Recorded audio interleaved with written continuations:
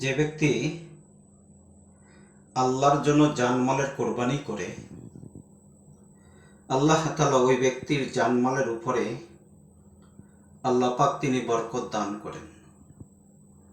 আপনারা দেখবেন আজকে যে দাওয়াতে তবলিগের যে মেহনতের যে কাজগুলো চলতেছে সারা পৃথিবীতে, এই দাওয়াতে তবলিগের কাজ একটাই শুধু, যে মানুষকে কালেমা দাওয়াত দেওয়া, যে পড়ো লা ইলাহা ইল্লাল্লাহ মুহাম্মাদুর রাসূলুল্লাহ, আল্লাহ ছাড়া কোনো মাবুদ নেই, হযরত মুহাম্মদ সাল্লাল্লাহু আলাইহি সাল্লাম আল্লাহ তাআলার প্রিয়ত রাসূল ও পেয়ারা বান্দা।